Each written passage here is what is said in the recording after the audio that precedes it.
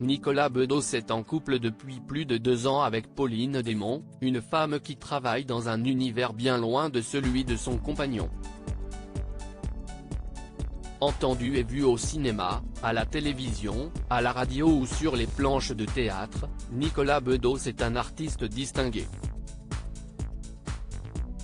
Héritier du nom et du talent de son célèbre père, il a le don d'apparaître dans des films, L'amour dure 3 ans, L'invitation, ou bien de s'effacer au profit d'autres acteurs pour lesquels il réalise des longs métrages. OSS 117, Alerte rouge en Afrique noire, 3e volet de la saga d'espionnage avec Jean Dujardin, est l'un des succès qu'il met en image en 2021. À cette même période, le cinéphile officialise sa relation avec Pauline Desmond. Une femme discrète travaillant dans le secteur du luxe il y a tout juste 2 ans, le couple assiste à l'avant-première de la boîte noire de Yann Golan lors de la 60e édition du Festival de télévision de Monte-Carlo. À l'époque, des rumeurs circulent déjà depuis plusieurs mois sur une romance entre le dramaturge et cette jolie blonde inconnue du grand public.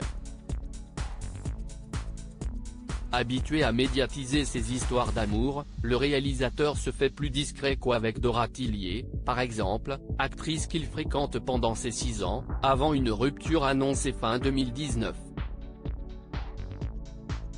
Quelque temps plus tard, il entame donc une relation avec une spécialiste du marketing digital, de la communication et la presse dans le secteur du luxe de seconde main.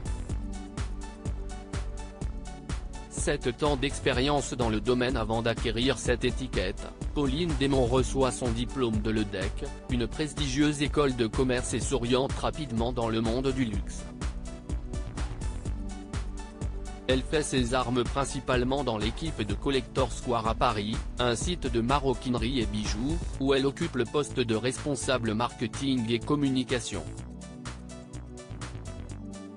Téméraire et appliquée, elle gravit petit à petit les échelons et passe directrice des relations extérieures de la marque et responsable du département objets d'art et de collection.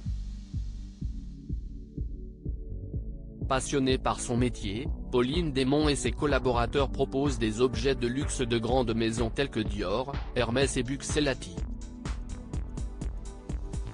Pendant les années 1970-1980, ces marques de luxe ont beaucoup collaboré avec des artistes designers, dont les pièces sont très recherchées aujourd'hui, explique Claire Gallois, l'une des collègues, dans une interview.